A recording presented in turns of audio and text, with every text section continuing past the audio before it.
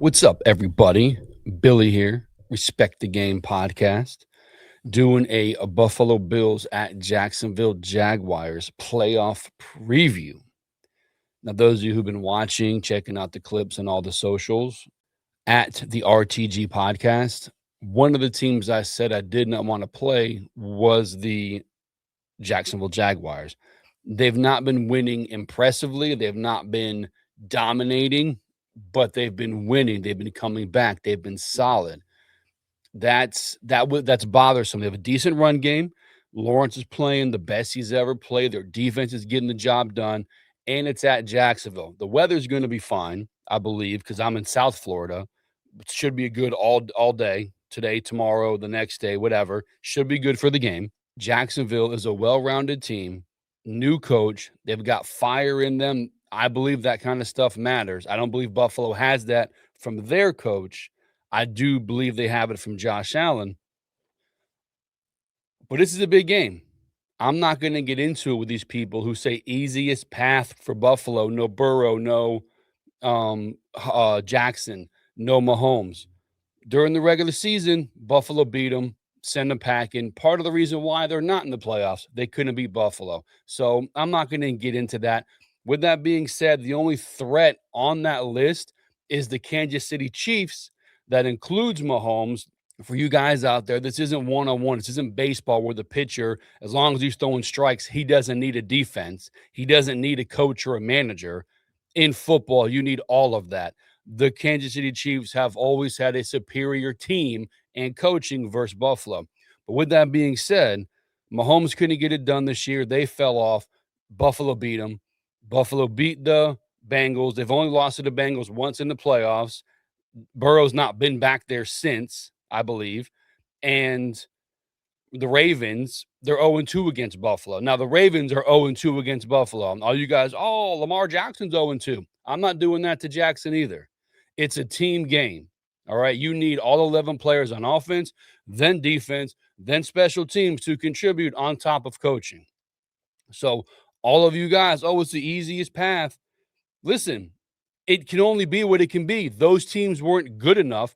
If those bad teams, the Bengals, the Ravens, and the Chiefs got into the playoffs, and these playoff teams didn't, then it would be an easier path because they're the worst team. That's why they are not in the playoffs. So please stop with your nonsense.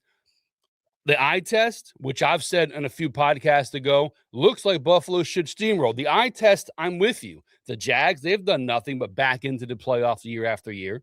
The Broncos were nothing for a while. New coach, new quarterback. They won the division. They won the West. They won the conference.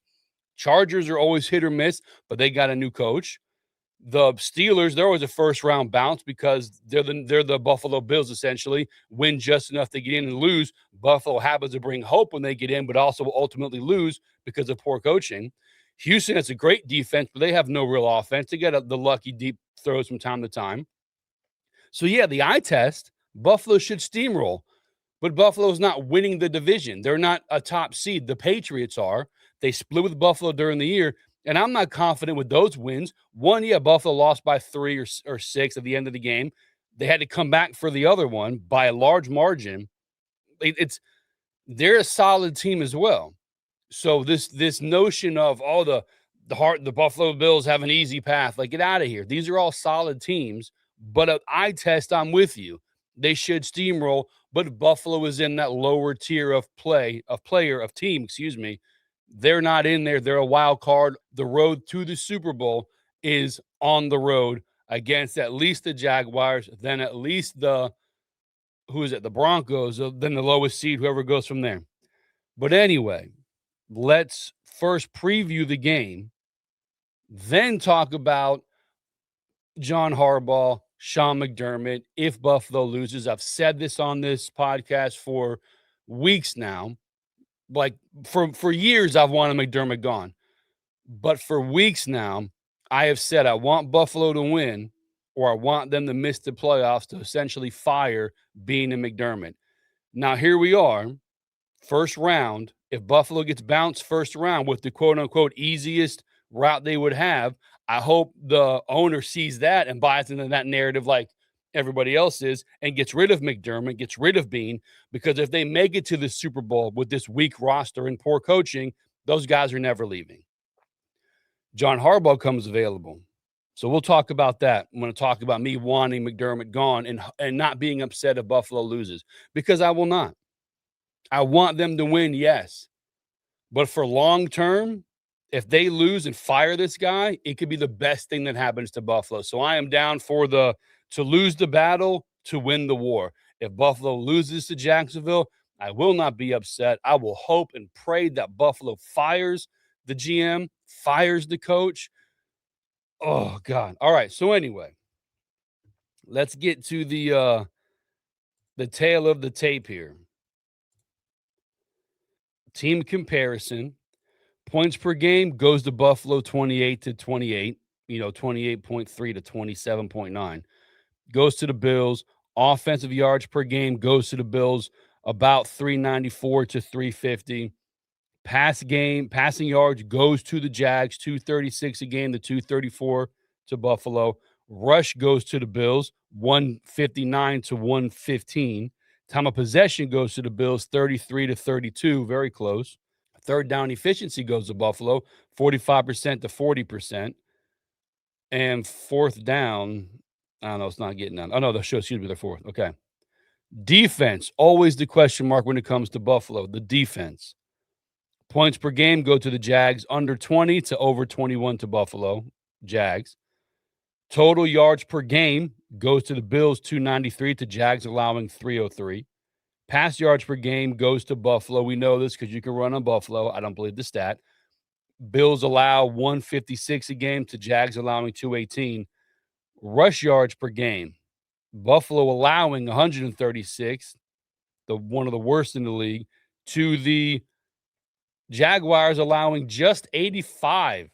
Number one in the league allowing rush yards. Buffalo's strength versus Jacksonville's strength. Sacks go to the Bills 36 to 32. Neither one of these teams are really sacking anybody. Interceptions go to the Jags 22 to 13. Again, Buffalo's defense not the best. Majority of let me see. There's 6 stats, 3 to the Jags, 3 to the Bills when it comes to defense.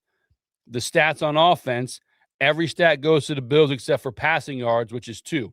We know that the Bills, obviously every game that we see, we know that the Bills are the superior offense. We know this because they have Josh Allen, because they have James Cook, they have the superior offense. The defense is always the question mark. Can they get the stops?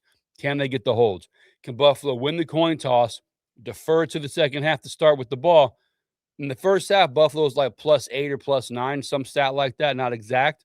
In the second half, Buffalo's like +110, 120. It is how they set up going into the half.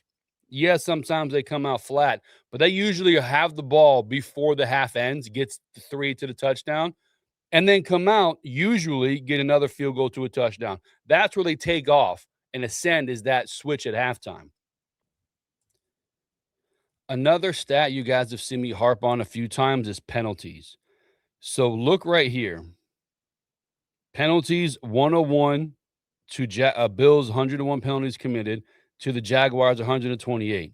I've long said this. This does go for the Bills' benefit, yes, and I'm happy for that. I've said they're not one of the most penalized teams in the league, the Buffalo Bills, but they are the most timely penalized team.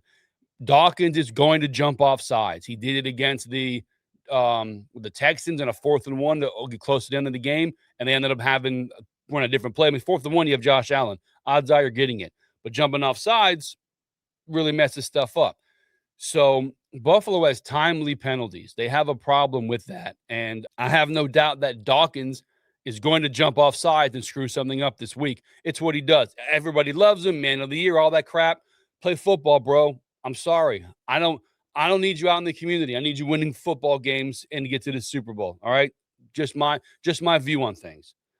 But the penalties right now go against the Jags. That's a good thing. Something else I've talked about are the punts.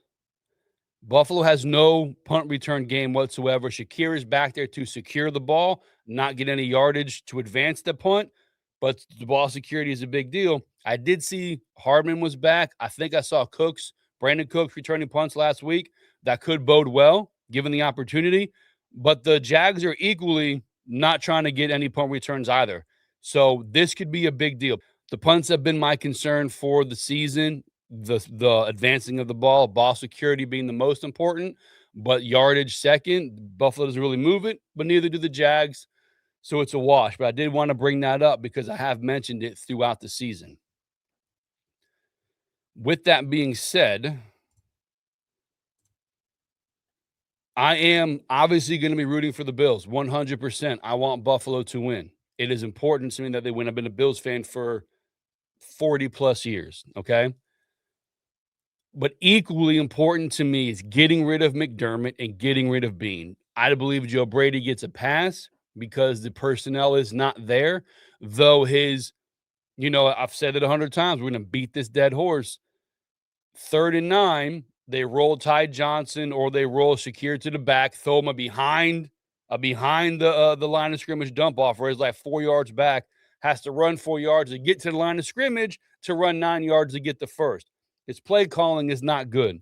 Now, will that change that they have Cooks? We saw last week in the torrential downpour in a horrible weather game, it's bombs away. Does having Brandon Cooks extend the field a little bit? That could be a big deal. So we'll see how that goes. But I do think Joe Brady gets a pass.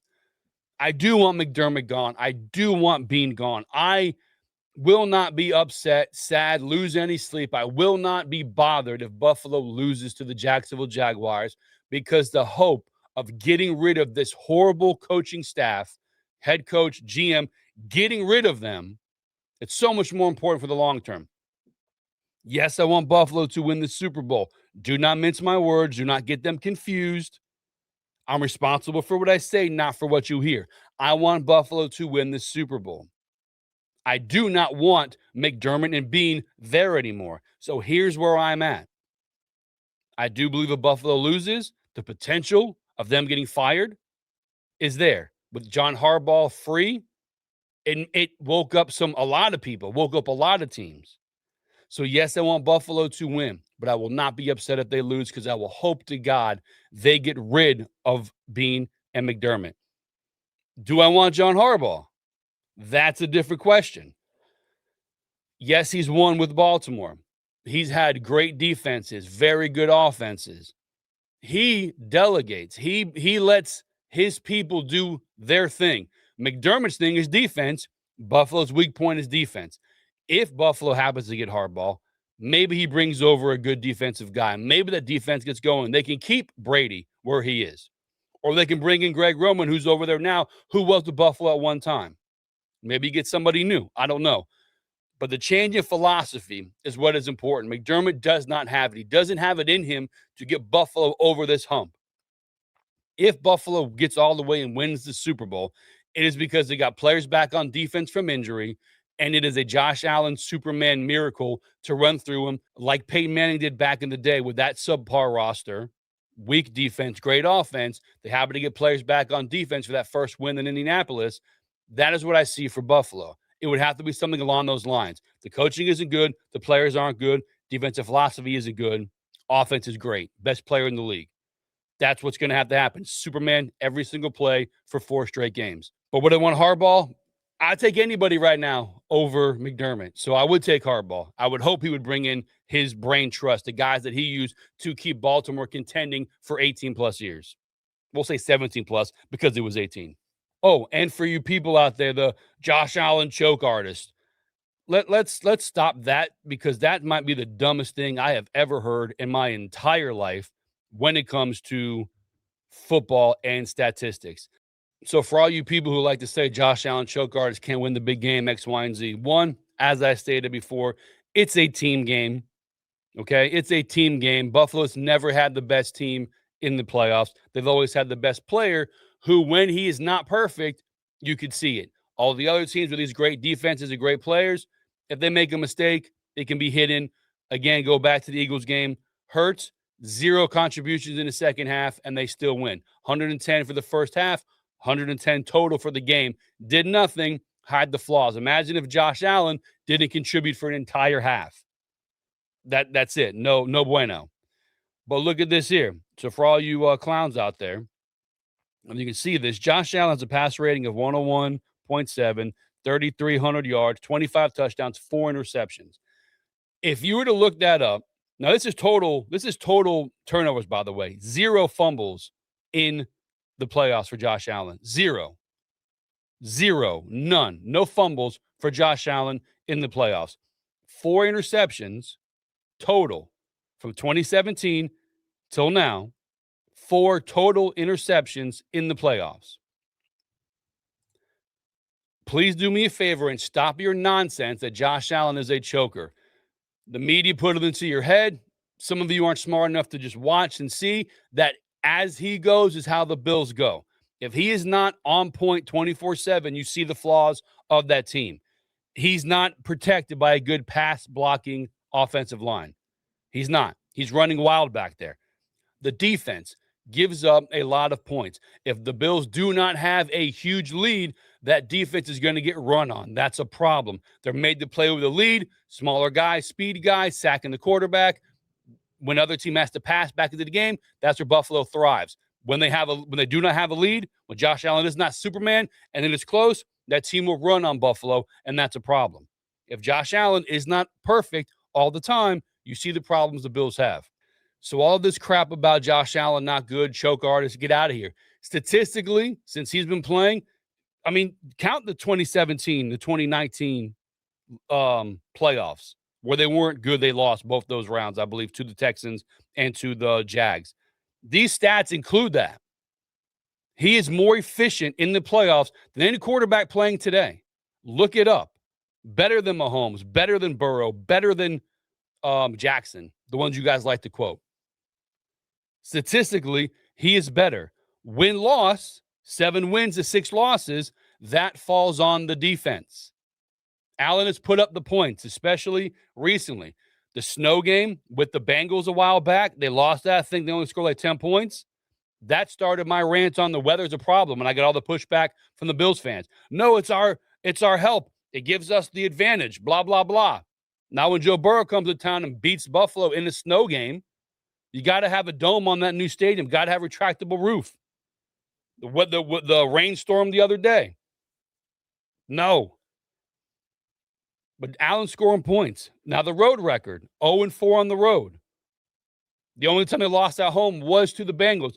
The Bills, again, you can count the Jags, you can count the Texans, 2017, 2019. When Buffalo got going and won divisions, they've only lost to the Chiefs 4 times. Coaching, in my opinion, again, McDermott does not have it. But with that, they lost to the Bengals once at home, and they lost to the Chiefs 4 times, 1 in Buffalo, and then 3 at Arrowhead. That's a problem. Buffalo can beat anybody else, coaching-wise. McDermott cannot match wits with Andy Reid.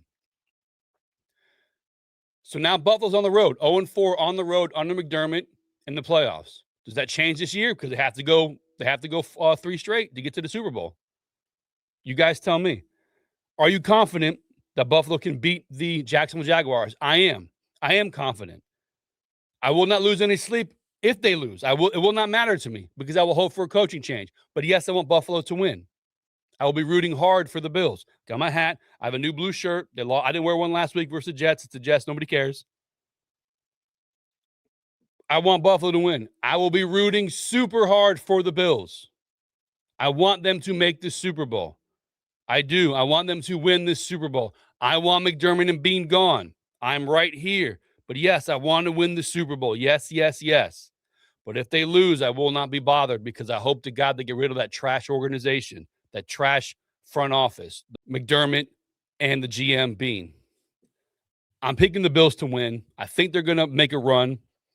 We'll see what happens. Go Bills. I'll talk to you guys again soon.